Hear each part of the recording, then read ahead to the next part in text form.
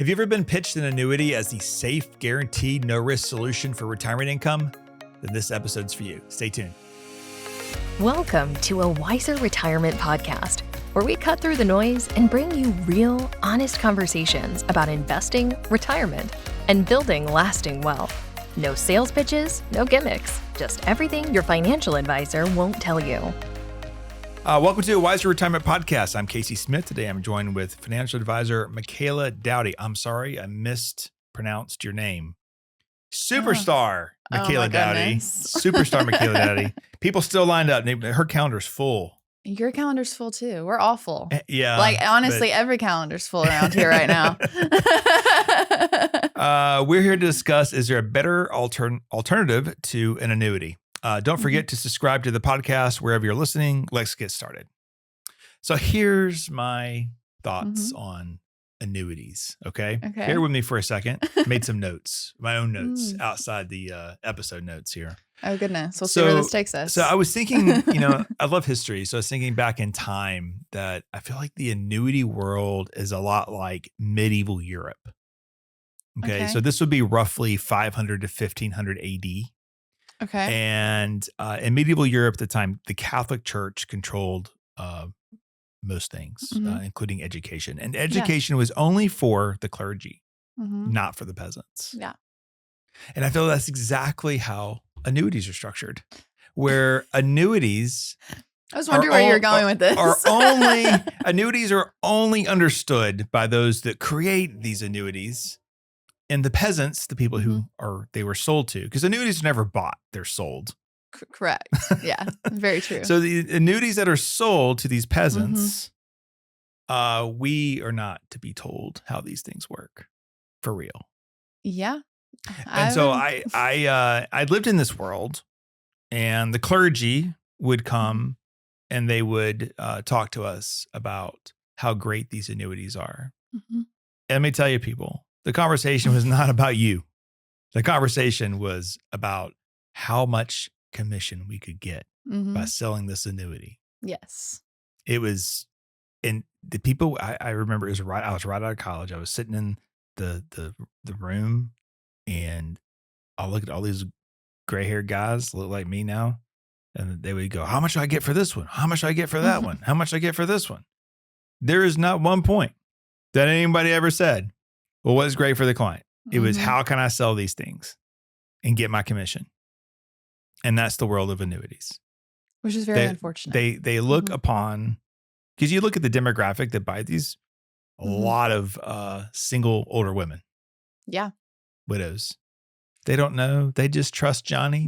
They know Johnny from church, and Johnny seems like a really nice guy, and he's a good man. He has a beautiful wife and two young children, and he's just a really nice guy. He wouldn't do anything to harm me. Yeah. And Johnny's not clergy. Johnny's like, no, that's what I was about to say. I was like, there is that middle ground. I was like, because I don't even know sometimes the salesperson fully understands what's happening behind the curtain. I guarantee you they don't fully understand behind the curtain. It's just more so, this would answer all of your fears that you just said to me. You said the key phrases I needed to know. And here it is. And this answers all of it. And so it's perfect. Johnny's not clergy, but he knows the clergy. The clergy has come and visited him and told him that you can sell this product. We'll give you 7% commission, maybe 10 if you sell enough. Yeah. And these are the talking points. These will get people really excited about it. Yeah. Yeah. So Johnny makes a ton of money, and the clergy makes a ton of money, and the peasants are just as broke as when they came in to begin with. Unfortunately, that is exactly how that runs. That's how we'll start. And I'm going to get some emails about that, because people say, I bought an annuity and it was great for me. This happens every episode. I attack annuities. Let me tell you, first of all, we've all bought the used car that ended up being a hunk of junk, and we feel like we're taken. Nobody wants to be a victim. Yeah. But chances are you're probably a victim. Yeah. Now, there is an annuity that we'll give an exclusion for. And that's the fixed annuity. So let's talk about that for a second.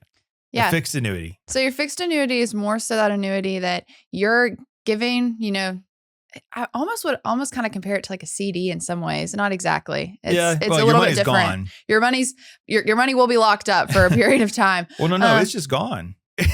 Well, no, because in the fixed annuity, it's not an index annuity, but it's a fixed annuity where you're just given $200,000 to the insurance company. They're going to pay you $200 a month for life, but when you're gone, that money's theirs. Yeah, but you could also, if the fixed annuity, if you're still in your surrender, you can still get it out. If you're still alive, if you don't annuitize the policy, you still have access to it. I'm assuming that you annuitize That's what I the was policy. thinking. I know. You're way smarter than I am. You were already that there was a way out. I was like, no, there's doom and gloom. Your money's gone forever. Yes, I would assume that if you were buying a fixed annuity, you would be annuitizing it. No, you may not. In that case, what are you doing?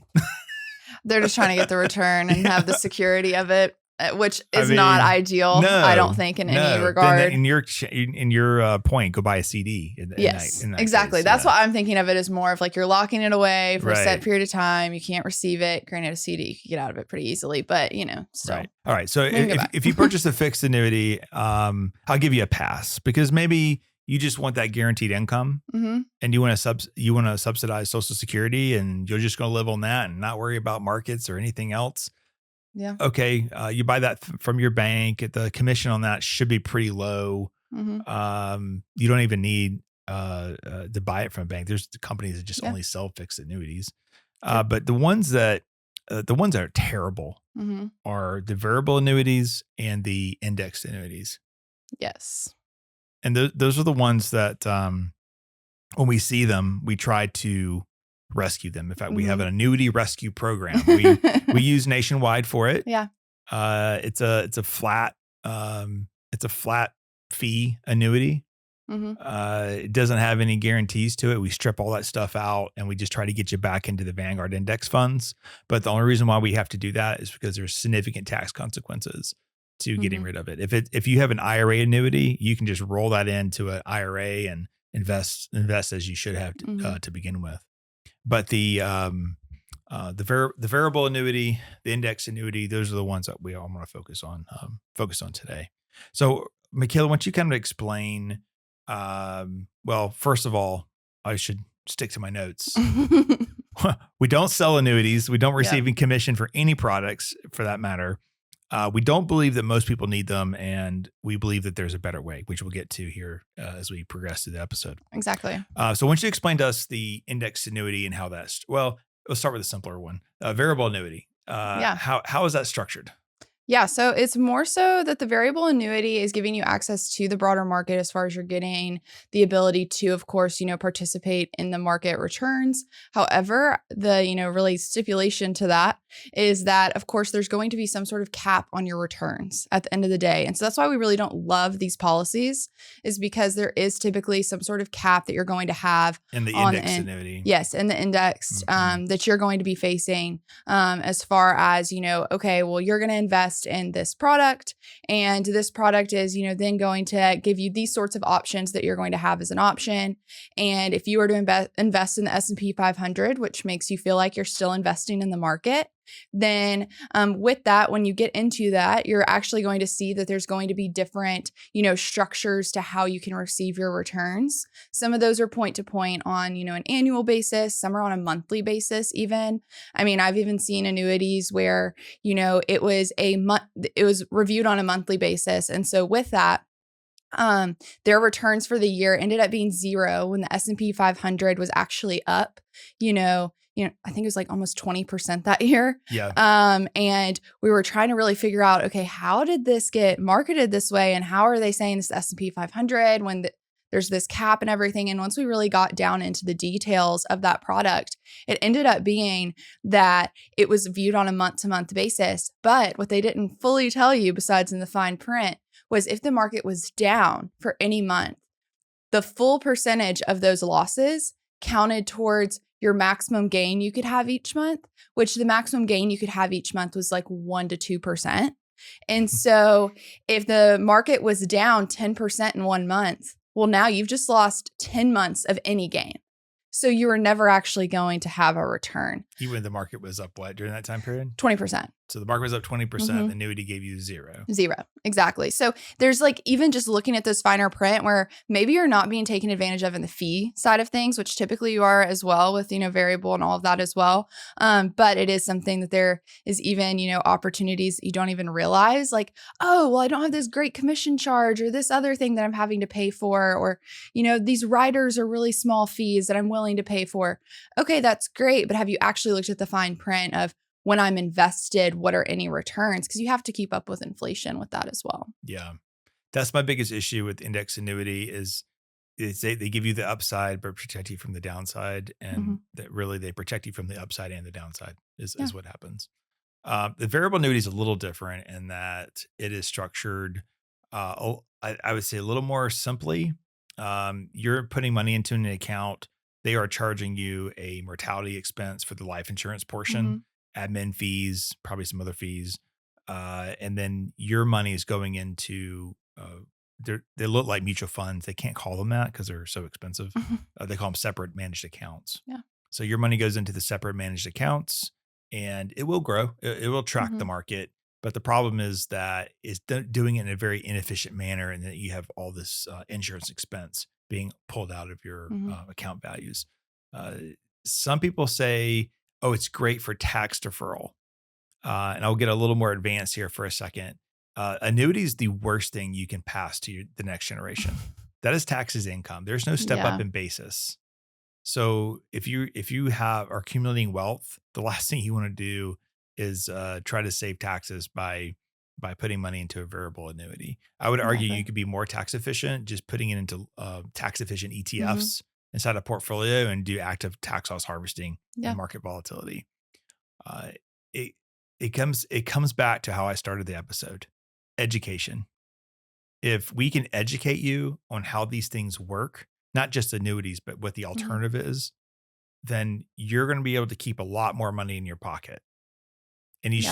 should, but you also have to have good behavior. You have to keep your head about you Hmm. when in times of turmoil. Definitely. So it's, uh, some people say annuities are good for longevity protection. Hmm. I would argue a fixed annuity would help you do that.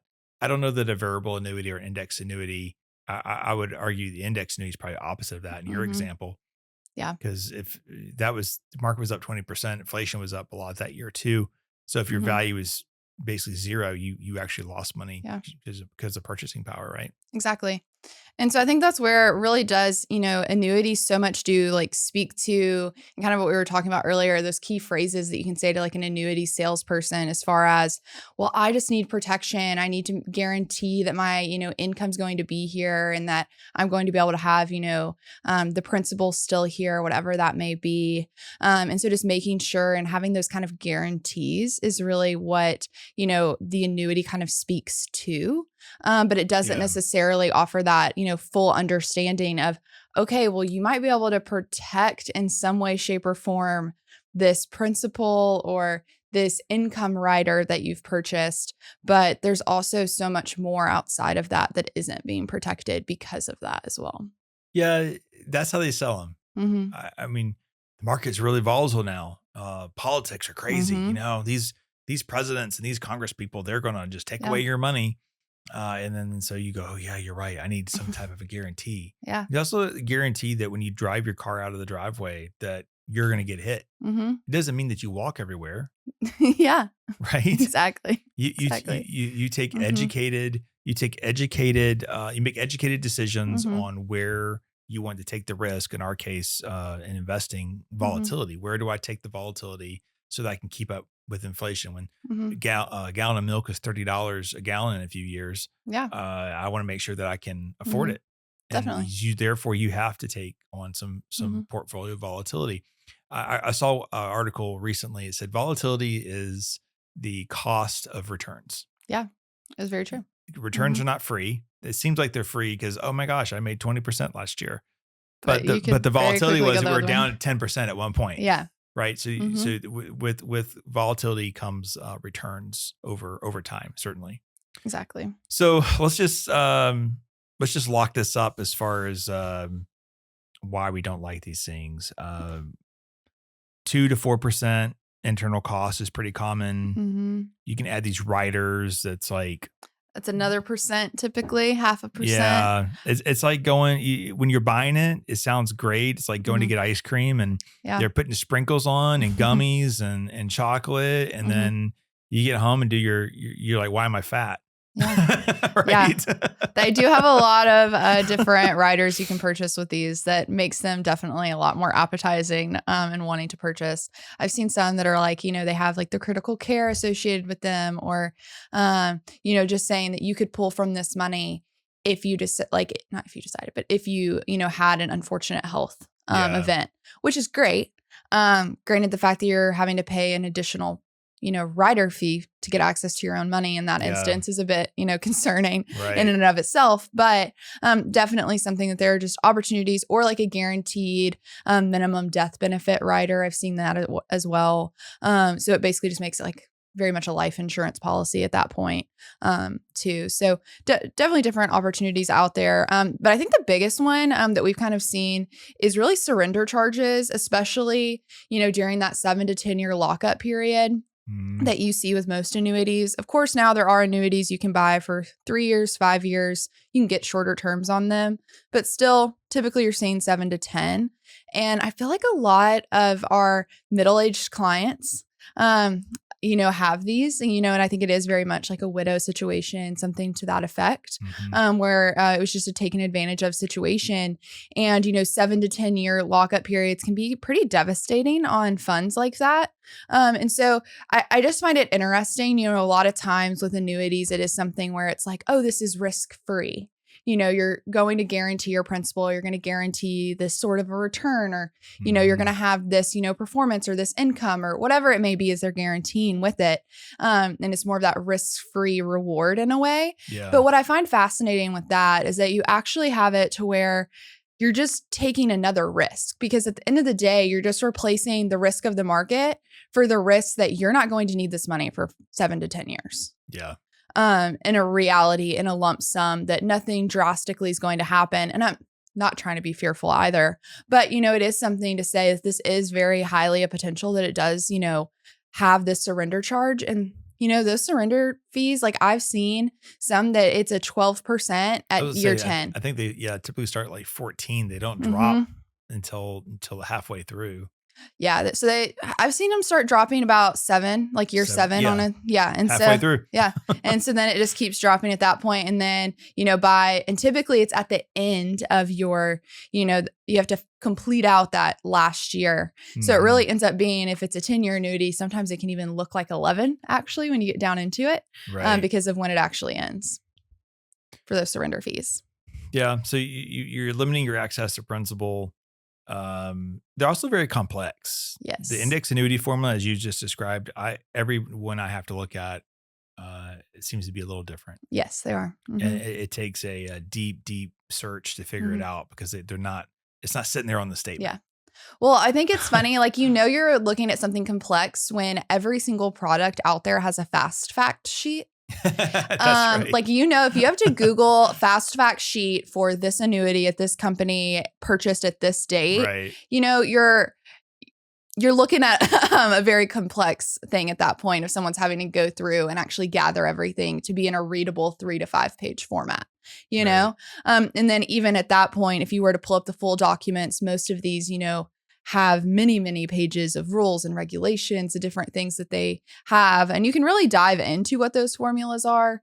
But again, they vary depending on every single contract. It's not easy across the board to understand. And the people selling these products typically haven't done any comprehensive financial planning for you.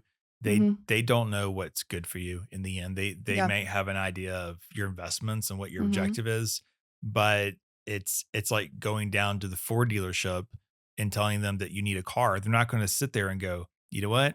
I think this Toyota might be a better fit for you. You should go across the street. No, they're going to put you in whatever product is suitable for you that's on the lot.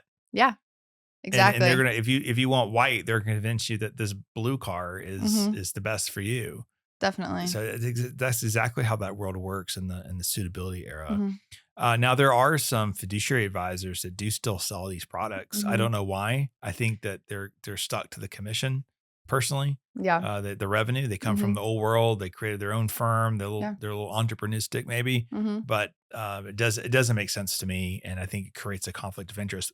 However, they are supposed to maintain that fiduciary standard throughout the relationship. So they're supposed to pick what's best for you. And if they tell you to go across the street to Toyota, Correct. in that case, but is that happening? I don't know. Is it even policed? Yeah. I don't even know if it's policed, to tell you the truth. I think you have to be able to state why you thought it was suitable if they ever do question it. Yeah. I think you can get pushed on it at that point if they were to like file Right. a complaint and say, I don't think this was a suitable investment.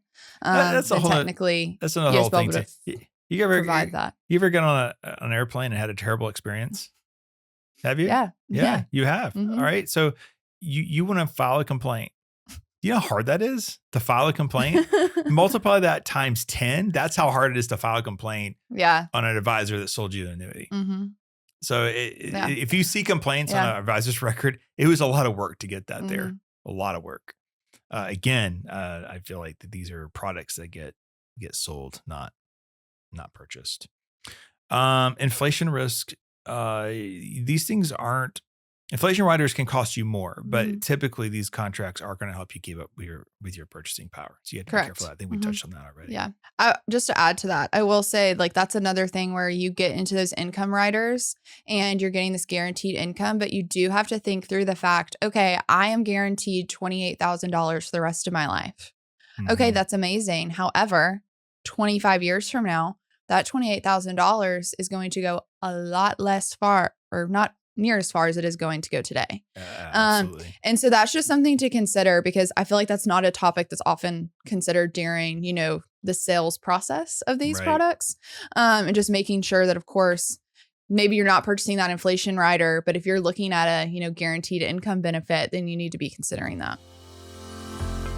Before we get back into the episode, have you ever wondered why annuities keep coming up as a recommended investment? While they're often pitched as a way to reduce risk and secure your future, annuities frequently benefit the salesperson more than the investor. Download our free guide, Buyer Beware, Why Do They Keep Trying to Sell You That Annuity, at wiserinvestor.com/guides. Now let's get back to the episode. Okay. The clergy has been fired. Everyone in the land will now be educated. Amazing. Be able to make their own decisions. Okay. So let's do some education here. What are we really worried about when we buy an annuity? We buy it because we have fear of something. We have fear of the stock market. We look at the stock market. We don't understand it. We think it's a gambling machine. It can be a gambling machine. You can open a Robinhood account and gamify this thing all you want to, but buy all the penny stocks. for most of us, this is not. It's not that case at all. So there are different things that you can do or need to understand. Let's start with what we need to understand first. Is that the stock market in a year's time could be up 60%. It could be down 60%. It can be very volatile over a 12-month period. Yeah. Over a 3-month period, you pretty much cut that in half. It could be up 30 over 3 years. It could be down 30 over 3 years. Yeah. You get to 5 years, you cut that in half again, probably around 15 up, 15 down. You get out to 10 years, the worst thing that's ever really happened is break even. You get out to 20 years, the worst thing that's ever happened is probably an average 5% rate of return per year. Yeah. So what that is telling us is that time solves all of our problems. Time will erase our fears. Yeah. So then you have to worry about, okay, what do I do in the short term? So knowing that markets are efficient, companies that make money win, we have to have rational behavior. We have to kind of mix something together on our own. And this is what we would call our own annuity at this point. We can create our own annuity, but we need a recipe for this. The recipe is low cost index funds. You got to drive your cost down below 0.1%. You need tax efficiency. It needs to be designed to last no matter what happens in the short term or long term in the markets. And you need diversification across the globe. And you need some cash. Yeah. Right? Exactly. So academic research, risk management, market pricing, these are, risk management, academic research tell us that we can do this. Mm-hmm. Um, Market pricing, where we enter the market, doesn't really matter. So if the market's at all-time highs, then you'll still be successful with this approach. Exactly. If it's at lows, then you'll be really successful with this approach. But let's focus on like a 3 to 5% withdrawal framework. So if we're going to take out somewhere between 3 and 5% annually, here's what I would do. I would picture 3 buckets. You have 3 red Home Depot buckets. Mm-hmm. 1, 2, 3. In the first bucket, you can put anywhere from 2 to 5 years of your withdrawals.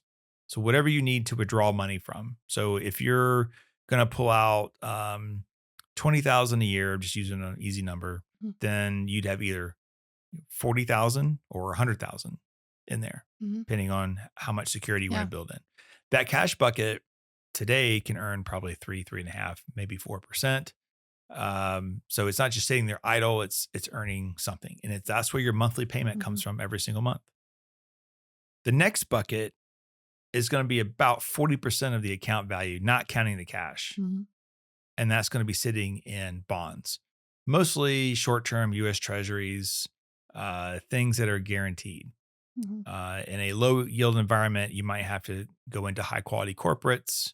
You might want to add a little bit of foreign bonds like BNDX from Vanguard in there to be able to get some foreign exposure. Hedge, basically you're hedging the dollar. If the dollar goes up a lot in value, that hurts the bonds. Yeah. So BNDX helps you to hedge that. So you have a small percentage of that. So that's about 40% between that bond fund and then you're in that second bucket, and then your first bucket, you probably have 8 to 10 years of reserve. Yeah, typically. Worst thing that's ever happened. Worst thing that's ever happened. Actually benefited bonds. Yeah. Yeah. Right? Your bonds are probably up 4 or 5%. You have now protected yourself from the worst thing that's ever happened with bonds and cash. Exactly. 60% needs to go into something like the S&P 500 index fund. Diversify that a little bit. Add a little bit of foreign. Add a little bit of small cap. You could add a little bit of technology if you wanted to. Sector ETF. That 60%, I would say that you probably would never need that your entire life. Depending on how much money we're talking about going into that account. That 60% is going to earn what the market earns, and in the really good years, your 60% might turn into 65 or 70% of the total of the last 2 buckets. And when that happens, you take your gains and you put it back into the second bucket, the bond bucket.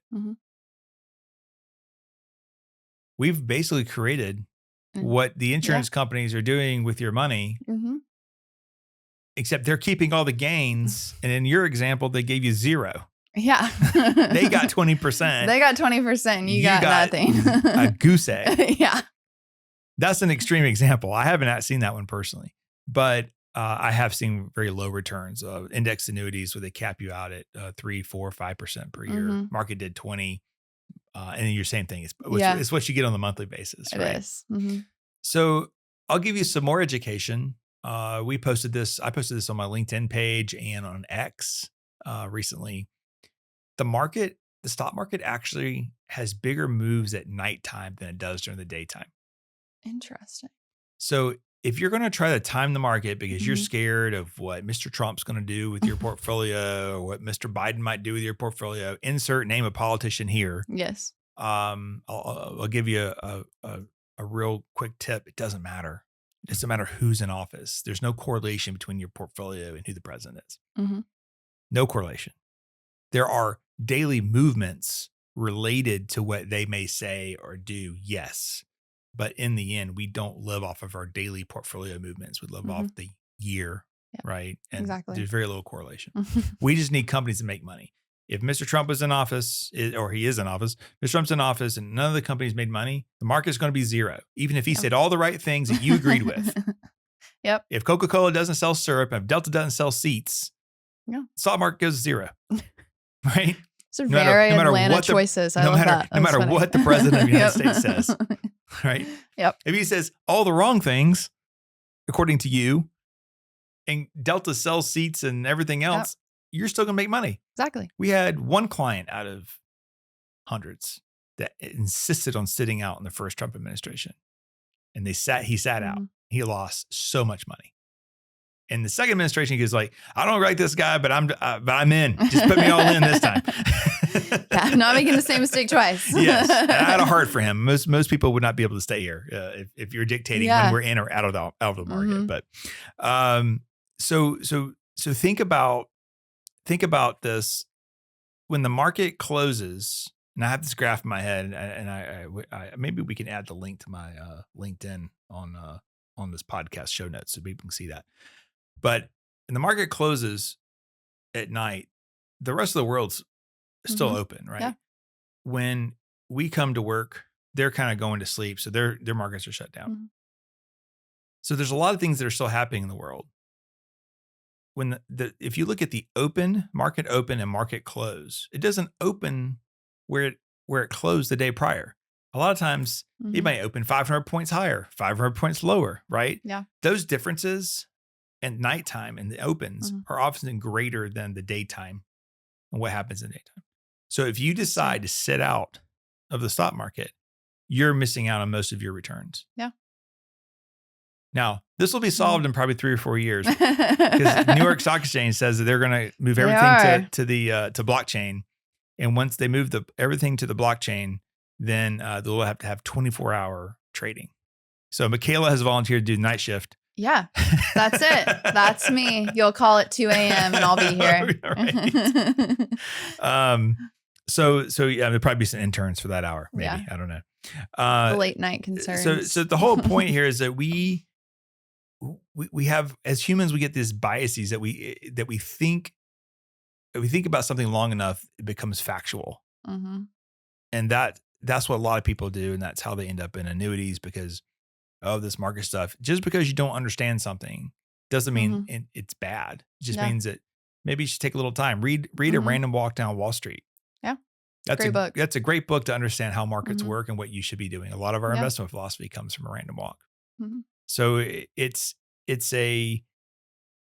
you can create this portfolio, which is a lot of what we do here. You can create a portfolio like this, and you don't have to use 40 bonds, 60 stocks. You could use 30 bonds, 70 stocks. You can do the opposite. You could use 60 bonds, 40 stocks. There's so many different ways you can mix it.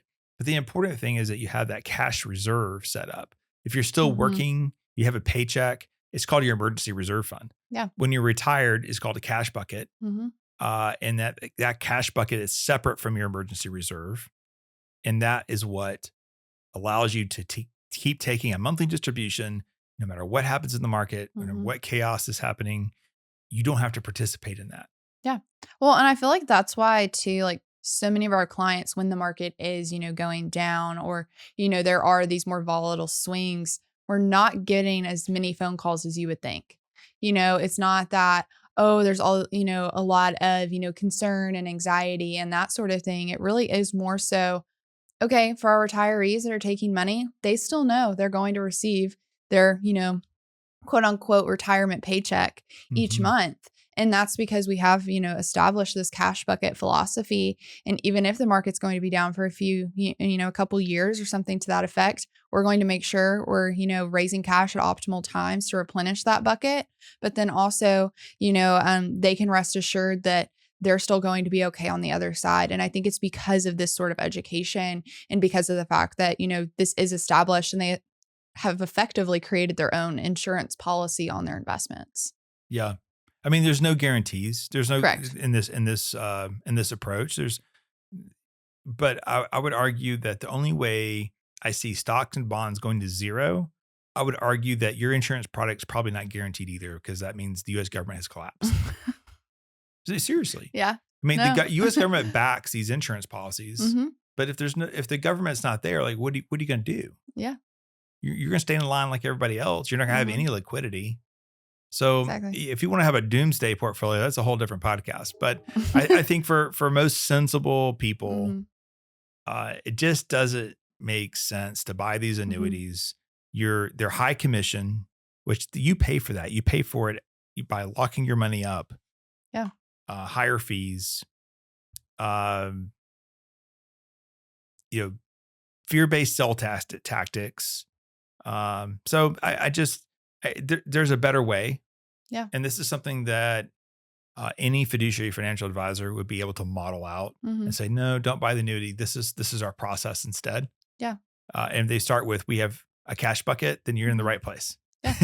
Exactly. I will say that I do think something too, and I think we've kind of touched on this a little bit, is like if you are someone that's listening to this and you're like, well, what happens if I've already purchased the annuity? Yeah.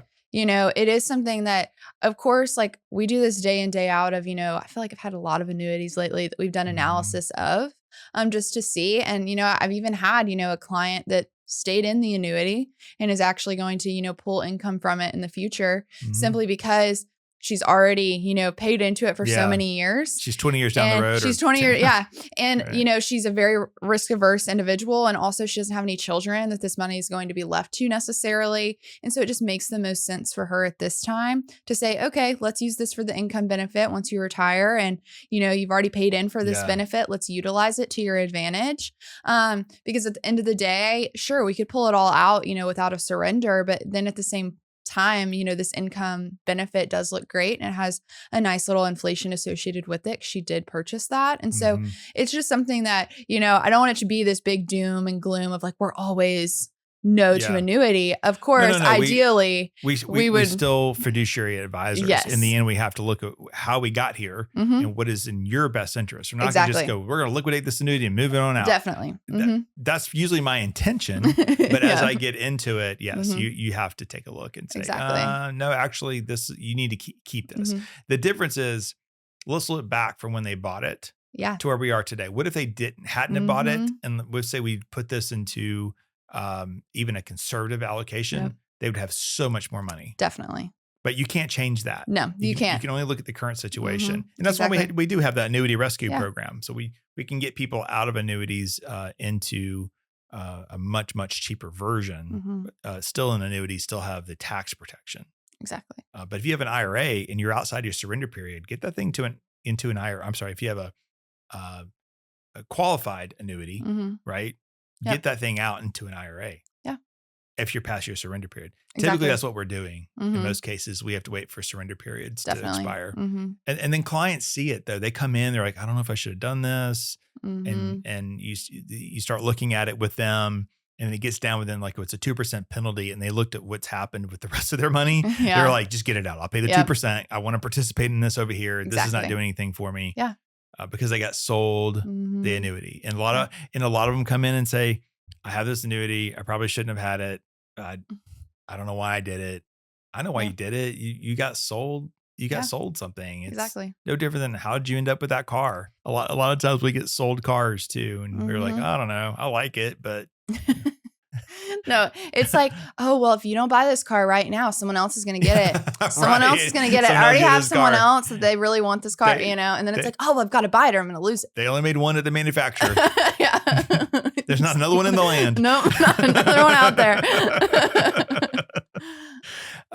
Okay, so if you're going to go talk to your annuity person today and you're like, I listened to this podcast, I Yeah. have some questions for you.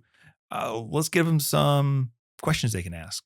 Yeah, I think a great one is asking how are they compensated off of the product? Yep. And really understanding that. I will say something that I've heard here recently even is there is a commission. They will tell you you're not paying the commission Mm-hmm. directly. Sure, you're not writing them a check for 5 to 10%, but they are getting paid off of that policy for the time period you have it. So just be really mindful of that. While they may say you're not writing them a check for it, you're not paying them directly, you are paying them because of the reasons we've outlined in the contract. You're paying somebody. You're paying somebody somewhere. I want to know what fees I'm paying Yes. to anybody is the question Yep, you exactly. ask, right? Exactly. How are you compensated? Mhm. First of all, if they say, well, you don't have to pay me, the fund company pays me. And so for some reason in people's head, they go, oh, I don't have to pay for this. Someone else is paying for it. Yeah. You're paying. You're still paying for Yeah. it. Just like volatility is Yes. the price to rate of return, Mhm. locking your money being locked up and your fees that you pay on an Yes. annual basis forever in this product is what's Mhm. paying that commission indirectly. Exactly. I And I would say if they say, maybe a more direct question, do you receive a commission for me buying this product? And if the yeah. answer is yes, you get up and leave. Mhm. And really just understanding, what those commissions are, as well. And then what are the total internal fees of the policy as well. Mhm. So it's really understanding, okay, this product, and like you were just saying, what are all of these fees I and don't think exactly the person selling it to outline. you would necessarily know that answer. Hmm.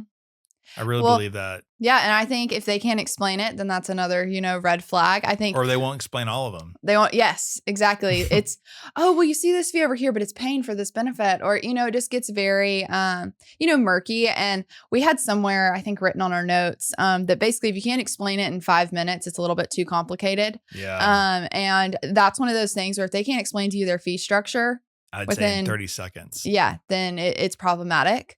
Yeah. And then I think your third question, as well, is what are the surrender terms? So really understanding How do you get my money out? how do I get the money out of here? And, of course, there's going to be typically you can get that, 10% of the account value each year without a penalty. Right. But in addition to that, understand, well, what is the surrender? If I needed this entire policy, like all of the funds out of this policy, what does that look like? And typically that year 10 number is going to be 10 to 14%. It's going to be what you're starting at. Yeah. So just be really mindful of that. And then the fourth one is what's the projected long-term rate of return expected? So really just understanding, okay, what growth should I be anticipating off of this policy? What should I be seeing off of this? And then really having a breakdown of course, that's going to go into the options that they have for you to invest in, but really understanding, like we were saying, kind of that formula that they're Mhm. utilizing in order to, make it to where what your returns are. And then I think really just seeing how they answer those questions and if they have the ability to answer those questions. Watch them squirm. They probably won't squirm at all. These are all Yeah. really good salespeople. Mhm. When it comes down to it, they probably could sell a toothpick to people with no teeth, honestly. Goodness. That's what makes them successful. Yeah. Thank you, Michaela. Thanks for listening to today's episode. If you like this podcast, please leave us a review wherever you are listening. Your review means a lot to us. Additionally, if you want to download our free guide, Buyer Beware, Why Do They Keep Trying to Sell You That Annuity, on our website, go to wiserinvestor.com/guides, where you can find it in our show notes. We'll see you guys again next week.